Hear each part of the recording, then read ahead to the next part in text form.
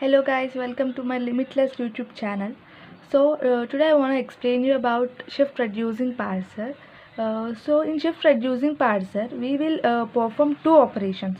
Those are shift and reduce. It's not much harder. Actually, it is easy to perform this shift reducing parser just using the shift and reduce operations. So now let's see with an example. So here this is a grammar and there is a string given. We need to perform shift reducing parser for this. So for this we need to construct a table stack input string and actions. So first in the stack, in the top of the stack we will be having only dollar in the stack, and in the input string we need to write this string that is id star id plus id, and in the at the final you have to write dollar again. So here we need to perform a shift or reduce, that's it. So first let's see. The first operation will be shift, for all the questions, because there is nothing in the stack, only dollar is present, so definitely we need to shift id here. So when you are performing shift operation, it means that you are shifting the first input string. It means dollar and id will be in the stack, and in the input string there is the string. So here now we need to check whether this id can be based on this grammar. Is there can we transform this id into any other grammar? So first let's see that. So if we see here e gives id is there, so what we need to do is we need to reduce. So here first we need to check, is there any possibility of reducing this we need to check, is there any possibility of reducing the element present in the stack. So if you see here, there is a possibility that e gives id, so I am reducing e gives id. Now it means this id is reduced to e. Now if you see, now the same string is present in the input string, and now again if you see, is there any possibility of reducing it? There is nothing, right? So now we need to shift star. So let's shift star. So this here we have shifted id, this for our reference. So now again if you see, e and star are present here. So is there any possibility? Actually no, right? So now again if you see e star, there is nothing in this grammar. It means there is no possibility of reducing this. So definitely this is the same shift operation is performed.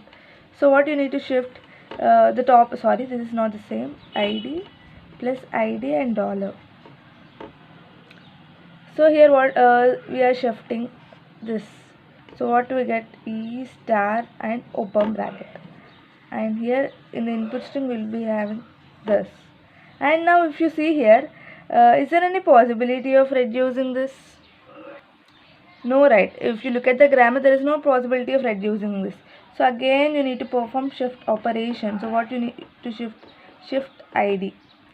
So e star open bracket id. Again, is there any possibility?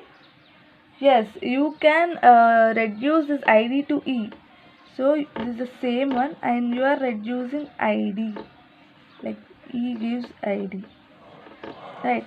So now what you get, e star open bracket and e, right? Now again if you see, there will be id plus id open bracket dollar.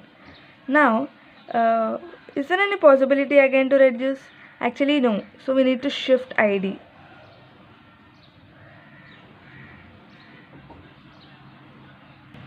Sorry, I did a mistake. Here we have reduced id, right? So we'll get plus id close bracket dollar. So this is the one we get here. I'm sorry for this mistake. So now again now we are shifting plus. So we get dollar e star e open bracket e plus and id close bracket dollar in the input string.